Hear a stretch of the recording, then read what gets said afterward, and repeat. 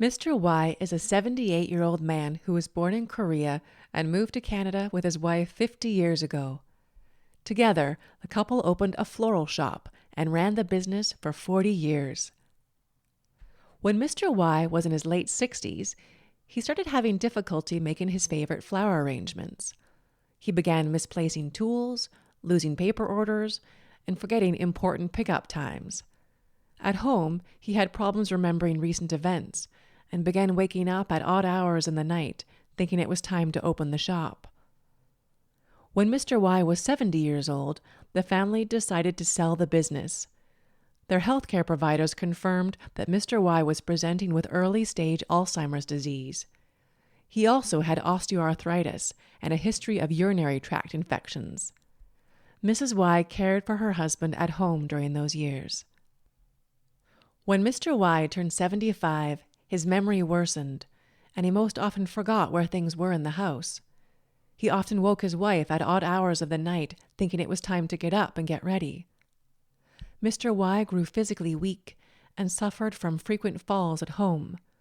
A few times, Mr. Y had become lost outside of their home, forgetting where he had to go and which house was his. Their son recognized that his mother was constantly worrying about her husband's increasing care needs and could not enjoy activities she used to do. She was stressed and was not sleeping properly. With support from their healthcare providers, the family decided that a long-term care setting would benefit Mr. Y and Mrs. Y's well-being. During the first week in long-term care, the staff noticed Mr. Y pacing the hallways, pushing on locked doors, and entering other residents' rooms. When approached by the nursing staff, he had repetitive questions. Who are you? What do I do? Where do I go? Mr. Y required frequent reminders that this was his new home. During meals, Mr. Y ate little, despite encouragement and staff offering assistance.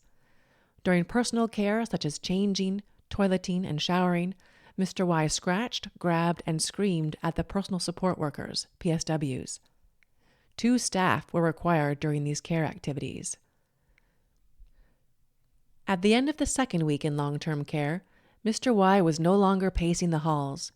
He was often found napping in his room during the days. One afternoon, a PSW went into Mr. Y's room to bring him to have lunch and found him sleeping. She tried to gently wake Mr. Y, but he was not easy to arouse. In the dining room, Mr. Y stared out the window. When the PSW asked him for his lunch preference, Mr. Y rambled slowly in English and in Korean. Yes, my wife is cooking. I will eat. When the meal came, he barely touched it. When there were group activities, the therapist found it harder and harder to get Mr. Y to attend and participate. He sometimes fell asleep in the middle of the exercise or social program. A few nights in a row, he was found wandering outside his bedroom without his walker. One time, he told the PSW, "Someone is looking for me." The PSW reassured him that he is safe and tried to direct him back to his room. But Mr. Y walked past the PSW and said, "I have to go to the bus stop." This behavior continued with increasing disorientation. The sleep disturbances resulted in Mr. Y being too drowsy in the mornings and not able to eat any breakfast. Although Mrs. Y was kept informed of her husband's condition since admission, it was not until her first visit during Mr. Y's third week in long-term care when she realized how much her husband had changed. She was alarmed and asked the staff, "What is happening? What will be done for him? How can I help?"